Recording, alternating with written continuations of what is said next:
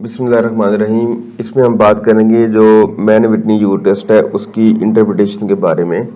उसमें खास तौर पे जो रैंक्स होते हैं, रैंक्स की इंटरप्रिटेशन के बारे में हम बात करेंगे। तो इस वक्त मेरे सामने जो डाटा है इसके अंदर दो ग्रुप्स हैं, एक स्ट्रेचिंग ग्रुप है और एक मैनुअल थेरेपी ग्रुप है। और ये अगला जो वेरिएबल है जिसको हमने बेसिकली कंपेयर करना है वो है पेशेंट की रेटिंग, जो उन्होंने 0 से लेके तो 10 तक रेट की है। ऑर्डिनल स्केल है, सैम्पल साइज का कम है। एनीवे हम इसको अप्लाई करते हैं। अप्लाई करना तो ज़ाहिर है ये सिंपल है। एनालाइज में जाके हम नॉन पैरामेट्रिक टेस्ट में जाते हैं। यहाँ से जो सेटिंग है, यहाँ पे हम जाते हैं इंडिपेंडेंट जो सैम्पल्स के अंदर, दो इंडिपेंडेंट सैम्पल्स में। और जो ग्रुप वेरिएबल है यहाँ पे ग्रुप हम ऐड करते हैं और उसको हम जो हमने कोडिंग की हुई है उसके मुताबिक उसको यहाँ फिल कर देते हैं और ये वेरिएबल इधर आएगा। और उसके बाद हम उसको सिंपल जो है वो हम उसको ओके करेंगे तो ये मैन विटनी टेस्ट है ना, ये रन हो जाएगा। अब इसकी जो इंटरप्रिटेशन, अब देखें ना, अब मीन रैंक यहाँ पे आया है 3.8 और 9.1 और ये सम ऑफ रैंक आया 23 और 25। वैसे तो एक सिंपल रूल यही है कि अगर रैंक ज़्यादा कम होंगे तो वहाँ पे उसकी स्कोर कम होती है और रैंक ज़्यादा होंगे तो उसकी स्कोर भी ज़्यादा होती है। ठीक है। और इसी तरह सम ऑफ रैंक जो है ना, ये भी हमें नज़र आ रहे होते हैं। बल्कि इस केस में मीन रैंक की बजाय, क्योंकि नॉन पैरामेट्रिक डाटा है, तो क्योंकि पैरामेट्रिक डाटा जो होता है उसके अंदर तो वो सारी जो वैल्यूज है उसका मीन आया होता है ना। यहाँ पे पहले उसका जो मीडियन की बेस पे ये सारा बना होता है। मीडियन जो होता है उस वैल्यू की बेस पे ये सारी चीज़ें रैंक्स जो है ना वो बनते हैं।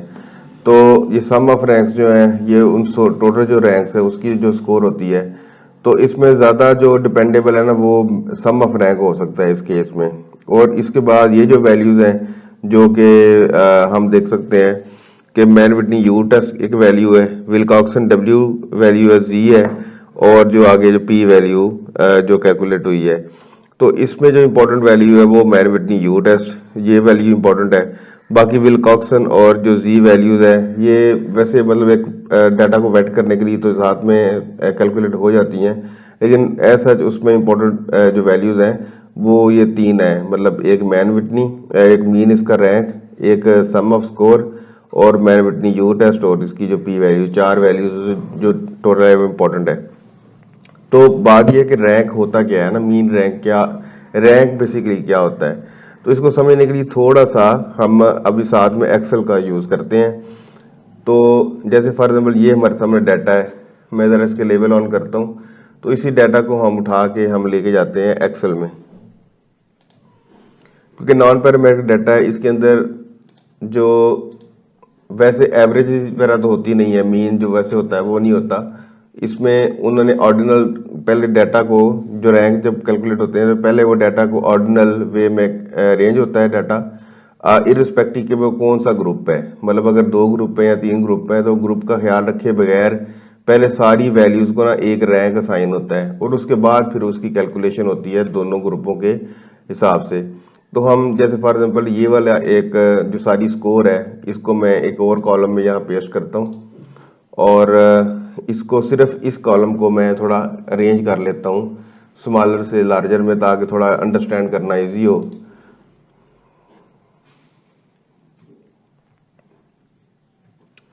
अच्छा, इसके अंदर अब जो ये सारी जो जब अरेंज हुई है सारी वैल्यू, तो उसमें हमने जो मिनिमम जो वैल्यू होती है ना, कोई भी जब अरेंज करे, फॉर एग्जांपल अगर यहाँ 10 से लेके आगे ऑनवर्ड वैल्यू चल रही होती तो फिर 10 मिनिमम होना था, लेकिन यहाँ पे 2 से लेके आगे ऑनवर्ड जा रही है। अगर 1 होता तो ज़ाहिर 1 मिनिमम होना था। यहाँ इस केस में जो मिनिमम में वो है 2 है, तो इसको हम जो 1 असाइन करेंगे, 1 रैंक असाइन करेंगे। उससे जो अगली लोएस्ट वैल्यू होती है उसको हम 2 असाइन करेंगे, उससे जो अगली लोएस्ट होती है उसको हम 3 असाइन करते हैं और ऐसे करते करते हम जाते हैं। इसमें एक पॉइंट और भी है, वो भी मैं एक्सप्लेन करता हूँ। जैसे 4 हो गया, 5, 6, 7, 8, 9, 10, 11 और ये 12 टोटल रैंक असाइन हुए जितना सैंपल था उसके मुताबिक। और उसके बाद अब हमने क्या करना होता है कि अगर दो वैल्यूज एक जैसी आ रही हैं तो उनके रैंक का एवरेज हम असाइन करते हैं। जैसे ये 1 और 2 3 हो गया, इसका एवरेज होगा 1.5, तो इन दोनों को 2 को 1.5 असाइन करेंगे, 3 का 3 रहेगा, 4 का 4। और इसी तरह 5 वैल्यूज 2 है ना, तो इसको 5 और 6 11 और 5 लिए 5 इसमें कैलकुलेट होगा, 5 लिए 5 दोनों पाँचों को 5 लिए 5 असाइन होगा। उसके बाद आगे 6 भी 2 वैल्यूज हैं तो इसका 7 और 8 का एवरेज 7 लिए 5, 7 लिए 5 ऐसे करके हम असाइन करेंगे। और उसके बाद अगला जो है वो जो इसका जो रैंक है वो 9 है, फिर अगेन 10 है, फिर 11 है, फिर उसके अलावा और कोई रेपिटेशन नहीं है। अब हमने क्या करना होता है कि ये जो वैल्यूज़ हैं यहाँ पे मतलब हमने पहले जब रैंक असाइन होते हैं एसपीएसएस जब असाइन करता है तो उसको पहले अरेंज करता है इस तरह, फिर बाद में उसको ग्रुप वाइज जहाँ जहाँ जो वैल्यू होती है उसको असाइन करता है। तो जहाँ भी 3 होगा तो हमने उसको ये वाली वैल्यू असाइन करनी है 3, 4 को हमने 4 वैल्यू असाइन करनी, 2 को हमने 1.5 वैल्यू असाइन करनी है, 6 को हमने करनी है 7.5, और इस तरह 2 अगेन आया 1.5 करेंगे, और 5 को फिर हम यहाँ से देखते हैं 5 चलिए 5 हम करेंगे। और इसी तरह मैनुअल थेरेपी के में देखें, अगर ग्रुप अगला शुरू हो गया तो 9 की जो वैल्यू यहाँ पे 9 ही है, और 7 की जो वैल्यू है 7 को यहाँ पे जो वैल्यू असाइन हुई है 7 को नहीं, सॉरी 7 को ये वैल्यू असाइन हुई है 9, और 9 की जो वैल्यू वो ये है बेसिकली 11, और 5 की वैल्यू, क्योंकि इसको तो वैसे अभी हम वैसे कर देते हैं ना, डीम कर देते हैं क्योंकि बेसिकली तो ये वैल्यूज़ हैं। तो 5 की जो वैल्यू 5 चलिए 5, 10 की वैल्यू जो है वो यहाँ 12 है, 6 की वैल्यू 7 चलिए 5, और 8 की जो वैल्यू है वो है 10। तो इस तरह जो भी वैल्यू जैसे मीन हमने ऑर्डिनल में अरेंज किया, उसके बाद उसको रैंक असाइन किया, और रैंक यहाँ पे हमने असाइन कर दिए।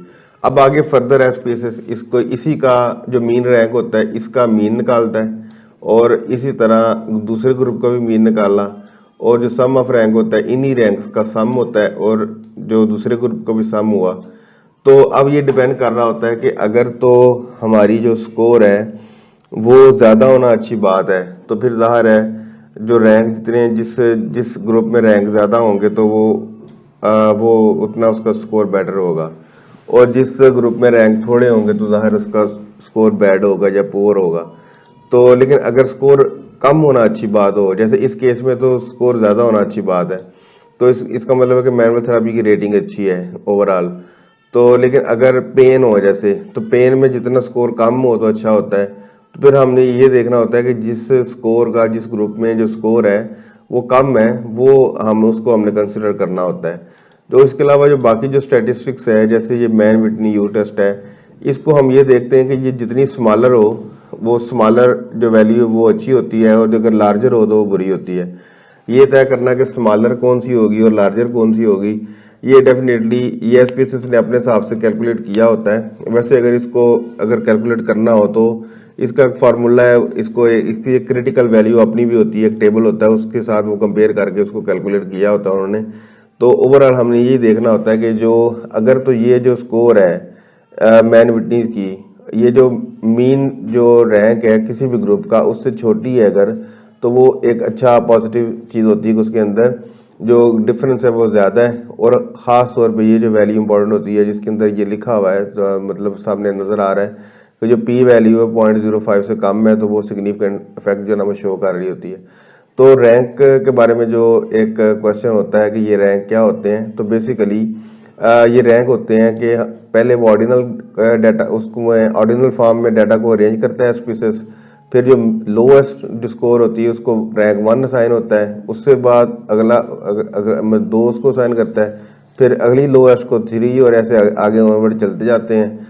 और उसके बाद अगर कोई रेपिटेशन हो तो उसका फिर एवरेज सबको फाइनली साइन होता है, और वही फिर एक्चुअली काउंट होता है। तो इसके बारे में क्वेश्चन हो तो आप प्लीज़ बताइएगा कमेंट्स में। Thank you.